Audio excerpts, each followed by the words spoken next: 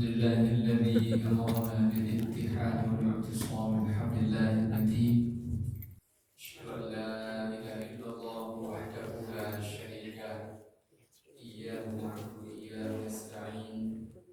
وأشهد أن محمدا عبده ورسوله المبعوث رحمة للعالمين. اللهم صل وسلم وبارك على محمد وعلى آله وصحبه أجمعين. فقال الله تعالى القرآن الكريم: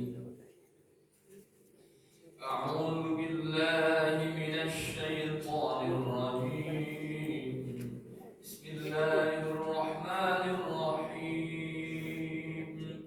وكذلك بعثناهم ليتساءلوا بينهم، قال قائل منهم كم لبثتم؟ قالوا لبثنا يوما أو بعض يوم. قالوا ربكم أعلم بما لبثتم فابعثوا أحدكم بورقكم هذه إلى المدينة فلينظر أيها أزكى منكم طعاما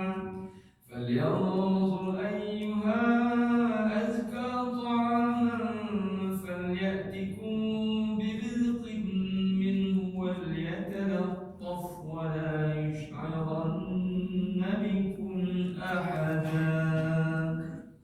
صدق الله العظيم.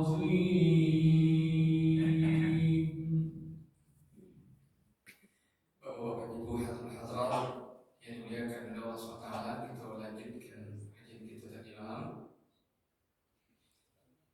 dengan sedikit mengulas apa yang kita bahas malam, karena sebagian di antara kita yang hadir semua hari ini tadi malam belum hadir karena mungkin ada aktivitas yang lain. Allah kadzalika ba'atsnahum liyatasaalu bainahum. Demikianlah kami bangunkan mereka, para pemuda Ashabul Kahfi itu, dari tidur yang mereka tidak ketahui berapa lama mereka telah dibuat tidur oleh Allah. Sebagaimana awak pernah gitu ya. Kalau tidak tahu ya. Kalau masih tahu berarti Allah yang kemudian membuat kita bisa tidur, sebagaimana Allah pula yang membuat kita bisa bangun. Maka tidur itu nikmat yang luar biasa. Jika ada bapak ibu itu ingin tidur ini kok rasanya kadang juga ngaji. Jadi demikianlah kami bangunkan mereka, kata Allah, liyatasaalu bainahum, agar kemudian setelah mereka bangun itu mereka berdialog, saling bertanya satu sama lain apa yang sudah terjadi. Dan di antara isi dari dialog mereka, qala qailun minhum kam labithtum. Salah seorang di antara mereka berkata, sudah berapa lama kamu tinggal di sini? Kita tinggal di sini, kita tertidur di dalam gua ini. Qalu labithna yawman aw ba'da yawm. Sebagian menjawab, kalian gitu setengah hari sih kok. Yawman sehari, aw ba'da yawm, atau mungkin setengah hari, sekitar itu. Bahasa kita sampaikan Imam Ibnu Katsir menjelaskan tentu dengan riwayat yang lain atau referensi yang lain, karena dalam pembahasan itu beliau tidak sebutkan merujuk dari mana, tetapi karena yang menulisnya adalah Imam Ibnu Katsir, seorang ahli tafsir yang tentu sangat kita yakini tidak mungkin beliau akan merujuk pada suatu referensi, kecuali pasti karena beliau anggap referensi itu, rujukan itu bisa dipertanggungjawabkan. Beliau katakan bahwa para pemuda ini masuk ke gua itu di awal hari, alias kira-kira itu pagi ya. Kemudian terbangun ketika di penghujung hari. Hari itu berarti sore, kira-kira gitu kalau di awal kan. Kalau masuk ke gua itu kemudian mungkin kok cerita selatan, kemudian karena lelahnya dari perjalanan yang jauh, karena melarikan diri, menghindarkan diri dari raja yang zalim dengan pasukannya yang tentu juga zalim, maka perlu istirahat, tertidur, masuk pagi hari, kemudian terbangun di sore hari, maka lalu mereka menduga, oh dia setengah hari berarti baru sekitar setengah hari kita tertidur di gua ini. Qalu rabbukum a'lamu bima labistum. Jadi kemudian di antara mereka yang lain lagi berkata, Allah yang tahu pada Muhammad tertidur. Lalu kemudian karena mereka nampaknya mulai lapar, maka fab'athu ahadakum liwariqikum hadhihi ila Madinah. Ayo kita utus salah seorang di antara kita untuk pergi ke kota Madinah. Madinah artinya kota, ya. Jadi mereka sedang di gua, tak membawa makanan, tapi membawa piti. Nah, ini sekali lagi menarik nih Bapak Ibu dan malah sudah kita lihat bagaimana cara ulama mengambil pelajaran yang bahkan kadang-kadang sangat detail dari suatu redaksi ayat atau wahyu yang oleh kebanyakan kita tidak nampak itu sebagai dalil. Tapi ulama dengan basirah, dengan mata hati yang tajam, bisa mengambil hikmah dan pelajaran bahkan sampai hukum, ya sangat banyak gitu ya.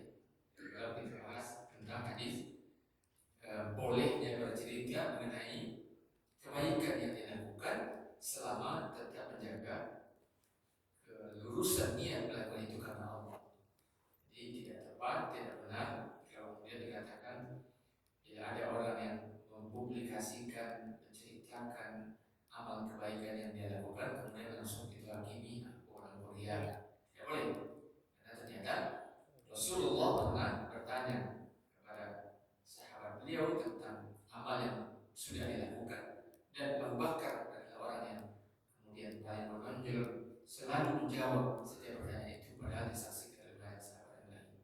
Itu artinya sekali lagi boleh menceritakan amal selama tentu kita tetap menjaga keikhlasan kita, karena sejatinya sesungguhnya ikhlas itu adalah rahasia antara seorang hamba dengan Allah. Meskipun tentu tetap ada hal-hal yang harus kita jago, misalnya tidak boleh menyebut-nyebut pemberian karena ingin membanggakan diri, misalnya kau misalnya kau kalau menarikan mampu akan sama kau itu haram, tidak boleh. La tubtilu sadaqatikum bil manni wal adha. Itu dalilnya jelas. Jangan kamu batalkan sedekahmu dengan menyebut-nyebutnya atau dengan menyakiti hati orang ketika engkau bersedekah. Nah, satu contohnya tadi, kalau tidak dikasih mampu, agak sekolah, tidak dikasih mampu, tidak ada yayasan keluarga itu jelas itu. Tapi bukan sebenarnya begitu. Walaupun maksudnya tidak begitu, tapi karena kata-katanya sudah zahir, jelas menunjukkan ini membangga-banggakan amalnya, maka tidak bisa paling bentuk kalau untuk seperti itu. Nah, ini dari potongan ini kemudian juga diketahui, dan itu yang diungkapkan oleh Imam Ibnu Katsir dalam tafsir beliau, bahwa para pemuda ini meskipun mereka melarikan diri dari kampungnya dalam rangka menjaga iman, mereka tetap melakukan persiapan, tentu saja. Nah, ini teori tentang planning, perencanaan, apalagi untuk sesuatu yang undecided, kata orangnya, yang tidak bisa kita putuskan, tidak pula sepenuhnya bisa kita kontrol, tidak selalu pula bisa dipastikan apa yang akan terjadi di dalam planning, persiapan, macam-macam itu ya harus dilakukan. Dan itu sudah dicontohkan oleh para pemuda ini. Mereka membawa piti, bawa uang ke gua itu. Nah, ini dengan diwariqikum hari. Bawa piti, dan kita persiapkan itu. Baik, kota. Kemudian lalu falyanzur ayyuha azka ta'aman. Lalu kemudian berilah makanan yang azka. Sekali lagi Bapak Ibu, tersirat betul dari dialog mereka ini betapa para pemuda ini adalah orang-orang yang tumbuh dalam nilai-nilai yang sangat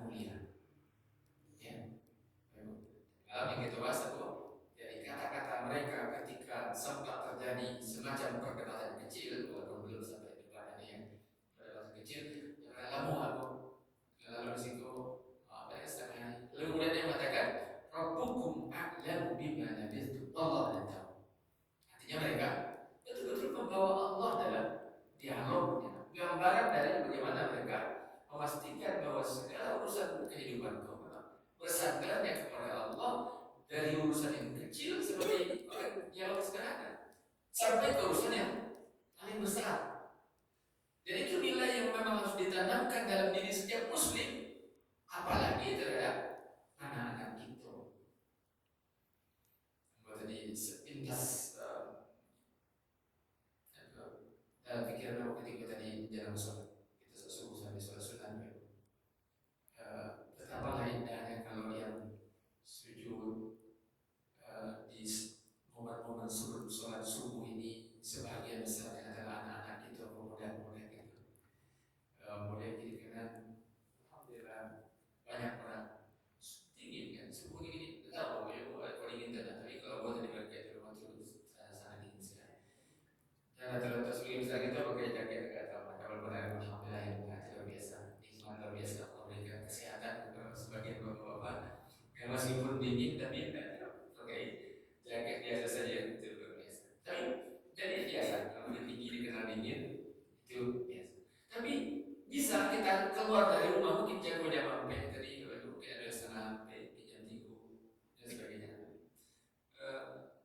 Keluar ke masjid salat berjamaah bisa sebelum azan sudah di masjid, atau minimal dapat kalau subuh sudah nikmat luar biasa. Tetapi satu hal yang juga layak kita pikirkan adalah nikmat ini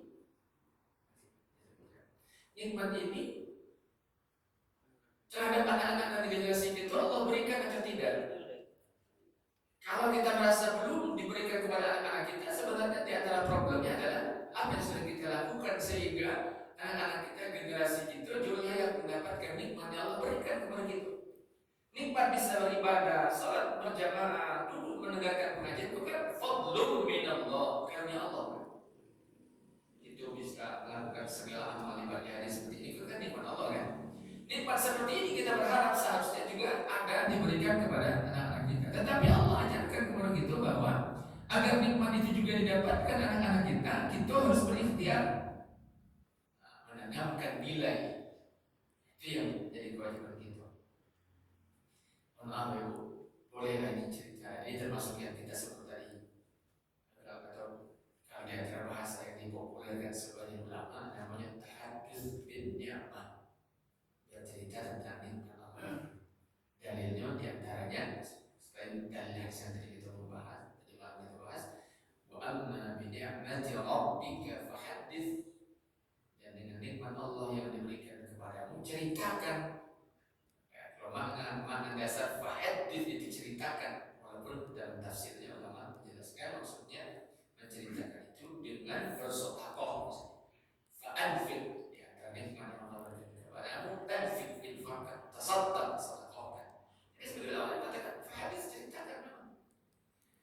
Abu jago dari jam lewat 5 kilo dengan pertolongan Allah, tentu melalui wasilah alarm HP. Jadi aku anak yang gede nomor 3, alhamdulillah lah duduk di hati kasus sambil membaca buku untuk ujian. Karena mesti memang pas ini masa ujian sepekan ini dia punya agenda lebih awal setelah tahajud dulu belajar seperti itu. Kita bersyukurnya alhamdulillah hanya saat subuhnya di musola kayak setelah di tiap malam itu ada musola, jadi semuanya di situ. So kalau mau ke situ nanti mandi dan sebagainya tidak mungkin. Terus Sabtu subuh itu bawa pengajian di kampung, ada pengajian rutin setiap Sabtu subuh.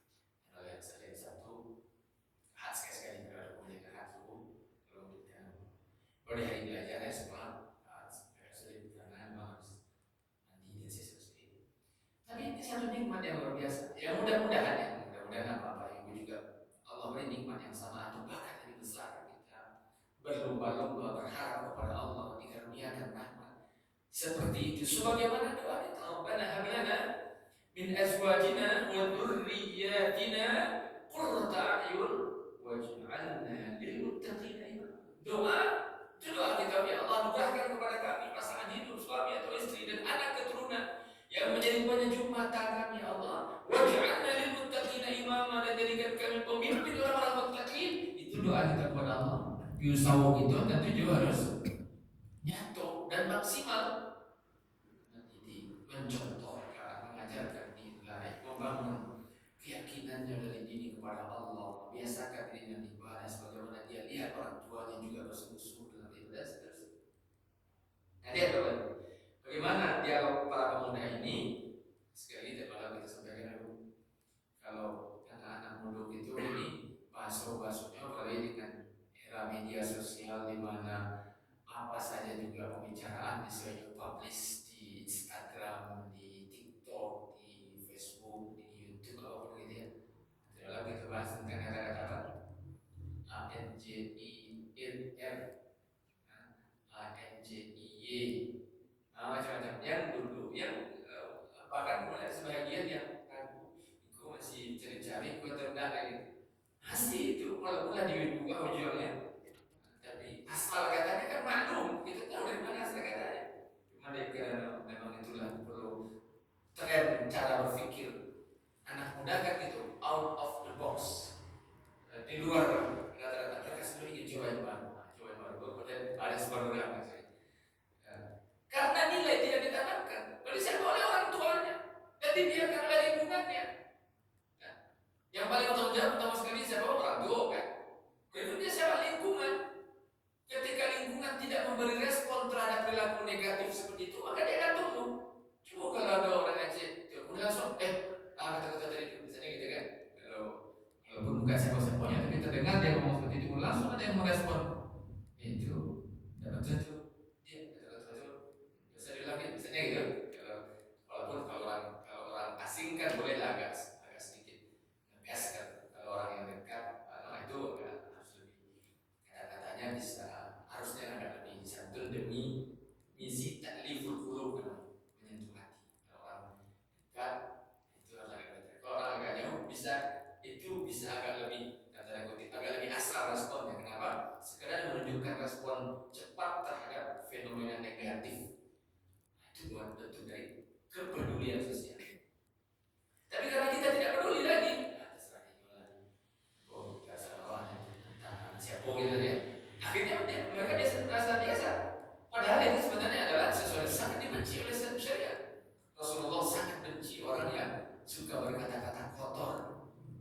Sebagaimana adat kita juga mengatakan begitu. Orang mencari-cari kata-kata kotor itu sangat tidak sukai. Tapi karena berubahnya cara pandang kita terhadap pendidikan, dakwah dan sebagainya, semakin minimnya kepedulian, maka akhirnya hal negatif itu seakan-akan tidak lagi mendapat respon yang memadai untuk ditekan, dihilangkan dari itu atau diminimalisir. Maka kemudian mereka berkata, "Falyanzur ayyuha azka ta'am." Sekolah dia begitu, kau pindah ke kota, maulah ditiba, yuridikum hadihi ila Madinah, ke kota. Falyanzur ayyuha azka ta'am. Lalu coba cari makanan yang azka. Apa arti azka?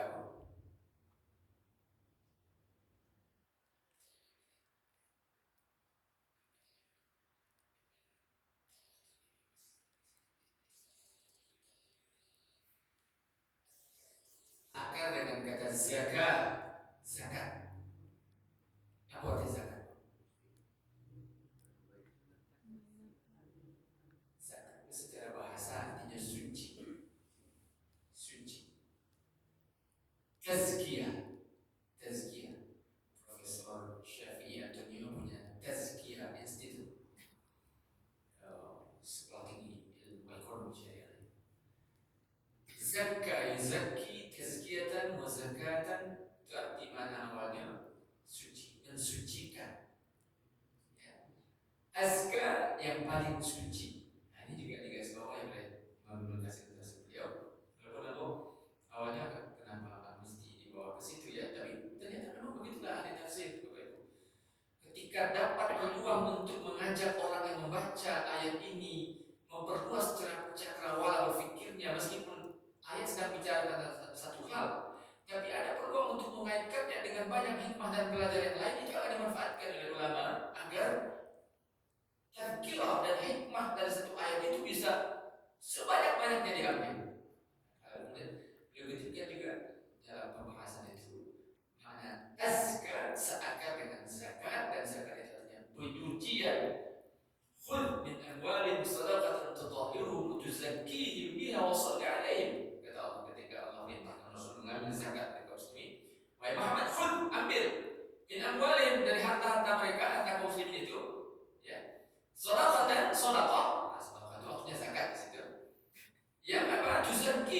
biha, tutahhirun, yang menyucikan mereka, wa tuzakkihim biha, dan dengan zakat itu menyucikan hati dan harta mereka. Wassalli alaihim, dan kemudian doakan mereka. Jadi di ayat itu surah Taubah 1 itu sekaligus Allah ajarkan kepada kita makna dari dua kata yang adalah rukun Islam dalam makna awalnya sebagaimana bahasa. Zakat itu artinya menyucikan, sholat itu artinya doa. Doa secara bahasa, sholat secara bahasa, sholat dulu dan doa. Sholat secara bahasa artinya doa. Az-zakat dulu dan zakat secara bahasa artinya tohar, suci. Azkar yang suci, yang bersih. Coba cari makanan yang berhasil, yang suci, yang halal. Jadi dalam kondisi yang sudah tidak ya sulit tentu saja, dalam kondisi sulit tentu saja mereka melarikan diri dari kampung halamannya, tidak tahu kabar alamu, harus melarikan diri, bawa persiapan ala kadarnya, yang penting titik dibawa, kalau makan banyak tidak terkadang bawa bintik. Kemudian mereka istirahat di gua, kemudian dia lapar, lalu kemudian cari makanan, lalu kemudian diutus seorang untuk pergi ke kota.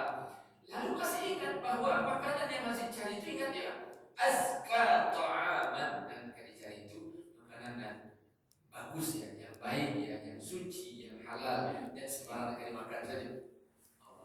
Ya, Bapak Ibu, profil para pemuda yang betul-betul memiliki syakhsiyah rabbaniyah, kepribadian ilahiyah, kepribadian yang tersibuah oleh nilai-nilai ketundukan kepada Allah secara paripurna.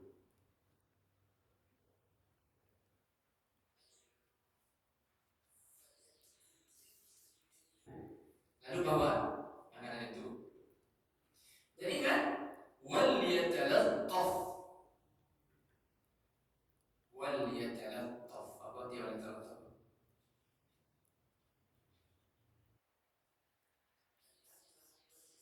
Lembut, ya.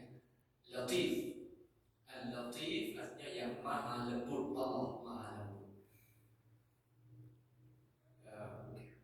Kemudian kalau di sini dari kata talattuf, yatalattafu, talattufan, artinya berlemah. Wal yatalattaf, dan berlemah lembutlah. Maksudnya kok datang ke kota, Anda tahu bahwa situasi gini itu di kota, maka bicara yang baik, lemah lembut ya, jangan kasar-kasar aja. Masih mereka titipkan pesan, pasarkan ke kawannya yang utus untuk balik makanan. Kok boleh yatalattaf, lemah lembut ya, kalau ngomong kecil nanti dia orang balik makanan dan sebagainya itu. Dia betapa menyatunya seluruh nilai itu dalam dialog ini. Nilai kebergantungan kepada Allah, nilai kepedulian tentang makanan yang dicari harus makanan yang bersih, nilai tentang akhlak yang tetap diutamakan. Dan sebelum itu, nilai kepedulian mereka mempertahankan iman sehingga mereka berani meninggalkan kampung halamannya demi menjaga iman dari kemungkinan akan dirusak, dijajah, diganggu oleh penguasa yang zalim. Ya, nilai ini dari dulu adalah nilai yang abadi dan harus terus dipertahankan, ditanamkan kepada anak-anak kita, dan tentu kita contohkan sebagai orang tua. Kalau ada di antara kita yang perlu kita cek, kita cek diri kita masing-masing, masuk ada kita kategori orang yang lemah lembut dan berbicara, santun dalam berkomunikasi. Sebab mohon maaf, Ibu, ada di antara kita yang membela sifat kasarnya dengan alasan memang serongko orangnya, tapi dia pun sebenarnya berhasil.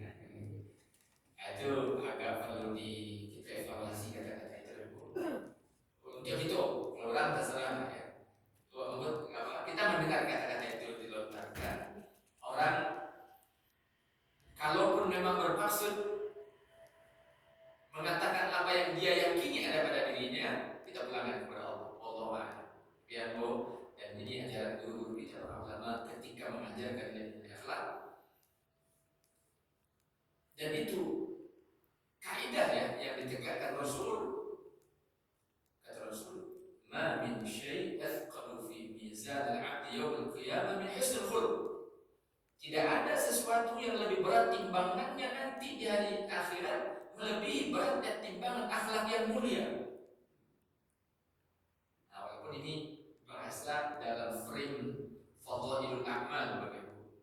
Jadi dalam kemudian dikatakan berarti lebih penting akhlak walaupun iman yang sholat ada, ya begitu maksudnya. Lebih penting daripada akidah tauhid iman, tidak begitu maksudnya.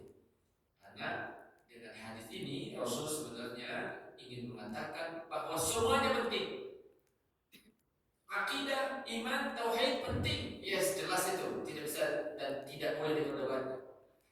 Akidah, ibadah, syariat dengan seluruh uraiannya penting. Jelas itu. Tidak perlu diragukan. Tapi bahwa akhlak juga sangat penting. Nah, ini juga harus diingat. Karena ada sebagian orang merasa seakan-akan tertipu tauhid iman. Kalau buahnya nanti itu tergantung kalau kondisi akan beda-beda. Betul, itu memang beda-beda latar belakang gitu. Untuk itu beda-beda kondisinya ketika menanamkan, mencontohkan bagaimana ada perilaku akhlak sehari-hari lingkungan itu beda-beda. Mungkin dia itu tinggal di lingkungan perkampungan yang ada mungkin tanah pasar, ada mungkin di pantai tubuh, ada mungkin di kaki gunung macam-macam. Itu mempengaruhi tentu saja. Tetapi Islam mengajarkan nilai kejujuran pasti itu dimanapun orang tinggal dan yang namanya jujur tidak mungkin ditawar-tawar. Kalau orang tinggal di anu dia hanya terus gitu tidak boleh tidak. Orang sopan santun itu nilai abadi kapanpun harus dimanapun harus dijaga termasuk lemah lembut. Aku kalau ada maaf itu siapa di antara kita yang buat termasuk tentu pertama sekali harus sendiri terus dalam evaluasi diri. Siapapun di antara kita yang mungkin merasa agak kurang-kurang sama risiko sekitar, boleh banyak. Pesan ayat ini harus menjadi nasihat beliau begitu karena kelembutan al-lutfu kelembutan itu bahagian dari nilai akhlak Qur'ani yang diajarkan oleh Allah kepada kita, dicontohkan oleh pemuda Ashabul Kahfi ini. Kok kita perlu siap pertama kita lakukan self assessment, menilai diri pribadi sendiri. Kalau saya itu mengatakan sesuatu ke orang, sebenarnya jangan sesudah, sebelum. Kalau dalam kata-kata hikmah, fakir qabla an ta'zima, berfikirlah sebelum bertindak. Jadi sebelum mengatakan sesuatu kita fikirkan betul dulu, maka kita katakan kok tepat atau tidak, benar atau tidak, lembut atau kasar, selalu berusaha berpikir sebelum berkata. Tetapi juga bukan hanya sebelum, sesudah pun juga. Yang aku katakan tadi, betul tidak ya? Yang aku sampaikan tadi sudah sesuai syariat atau tidak? Yang aku katakan tadi intonasinya pas atau tidak ya? Lembut atau kasar dan seterusnya. Itu juga harus kita lakukan. Itu self assessment, menilai diri sendiri. Tetapi kita juga butuh respon penilaian dari orang di sekitar kita. Itulah kenapa di dalam Al-Quran at-tawasi bil haqqi wal sabr itu wajib. Saling menasihati di antara orang-orang beriman itu hukumnya wajib karena tidak selalu kita tahu tentang kekurangan dan kesalahan yang kita lakukan. Kita butuh respon dari orang lain yang mau mengevaluasi itu. Nah, itu yang dibiasakan oleh Imam Umar bin Khattab. Umar itu sangat suka minta nasihat dari saudara yang bertanya, tolong nasihati aku, anak kurang dia aku, anak tidak pas yang melakukan dan seterusnya. Minta nasihat, tanasuh, minta nasihat, saling menasihati, dan itu min haqqil muslim ala muslim. Maka ketika Rasul ajarkan kepada kita, haqqul muslim ala muslim, hak seorang muslim ala muslim yang lain adalah idza stansahaka fansahhu. Kalau dia minta nasihat kepadamu, nasihati. Tapi kok jarang kita lakukan ini. Baik minta nasihat, termasuk menasihati. Minta nasihat itu mengeceknya mudah ya, tapi melakukannya tidak. Kadang-kadang kita bisa minta nasihat, tapi ternyata tidak siap dinasihati. Minta nasihat sekedar untuk gimmick kalau kata orang ini, sekedar untuk pencitraan. Tolong nasihati saya. Kasih nasihati bagi. Nah, itu berarti pencitraan berarti. Hati-hati gitu, berarti itu periksa diri kita. minta nasihat itu tulus atau sekedar pencitraan tadi. Yang dikehendaki tentu adalah tulus, karena kita ingin memperbaiki diri. Tidak mudah, karena umumnya orang, rata-rata orang tidak mau dinasihati. Rata-rata kita merasa sudah benar. Ketika ada orang menasihati kita merasa kita sudah tersinggung. Walaupun di sisi lain juga ada kalanya memang yang menasihati ini tidak punya ada menasihati. Di bab itu pun juga panjang pembahasannya. Maka terkait dengan at-talattuf ini perintah Allah, perintah Quran, diisyaratkan dalam kisah Ashabul Kahfi ini. Maka kita menjadikan bahan evaluasi. Pertama kita tanya diri kita, evaluasi diri kita. Kemudian di antara cara lain yang juga harus dan sebaiknya kita lakukan adalah coba kita minta nasihat dari saudara kita, dari orang terdekat kita, paling tidak suami atau istri kita, paling tidak. Dan itu pula di antara hikmah pernikahan. Karena Allah katakan, hunna libasun lakum wa antum libasun lahun. Di antara fungsi yang harus dijalankan oleh suami istri itu adalah menutupi libas itu pakaiannya, menutupi aib dan kekurangan pasangannya, bukan sekedar menutupinya, tapi mengikhtiarkan, mengusahakan supaya kalau ada kekurangan suami atau istri itu, kita bantu dia menyelesaikan, memperbaikinya dengan menasihatinya. Kalau Bapak Ibu, suami istri itu saling menasihati juga ya. Bukan hanya suami mengajari istri, istri juga, istri tidak mengajari suami, istri memberikan saran, masukan, pendapat yang bisa menutupi kekurangan-kekurangan suami. Dan kita sebagai suami harus membuka diri, menyiapkan diri dan berharap diingatkan, dan ketika diingatkan berlapang dada, lalu kemudian berusaha memperbaiki. Waliyatalattaf, maka dalam lembut ya, hendaklah dia yang kita utus nanti ini dalam lembut ketika mengejeti orang. Wala yush'iranna bikum ahada. Dan jangan sekali-kali ada di antara kita yang menceritakan kepada orang lain tentang siapa kita dan sedang ngapain, sedang apa gitu. La yush'iranna. Syiar dari kata asy'ara yush'iru. Seakan syiar, syiarnya disiarkan yang syiar maksudnya jadi cerituan. Kita sedang dalam kondisi yang tidak biasa nih. Kita sedang tidak baik-baik saja. Kalau bahasa politik hari ini, gimana kondisi bangsa kita hari ini? Kita tidak sedang baik-baik saja. Kita punya masalah sama.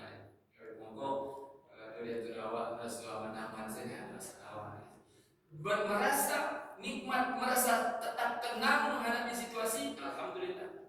Tapi merasa tidak ada masalah dalam kondisi apalagi berbangsa, bernegara, bermasyarakat, apalagi secara global umat hari ini, itu berbahaya. Karena kita tidak sedang baik-baik saja. Maka ada para pemuda ini kepada sahabat yang mereka utus, la yush'aruna bikum ahada. Ada yang cerita-cerita. Siapa kita, kamu selama kita di mana kita rahasiakan. Nah ini dalil bahwa ada kalanya orang dalam kondisi tertentu itu boleh menutupi identitasnya, punya rasio dan sebagainya. Itu boleh, mungkin saja. Dan bahkan dalam kondisi tertentu harus. Kenapa? Kalau sedikit kita tegaskan, Bapak Ibu pernah mendengar kajian dari seorang ustaz kita, tentunya kita sebutkan beliau, yang mengatakan bahwa tidak ada itu di dalam Islam membahas agama manduk-manduk.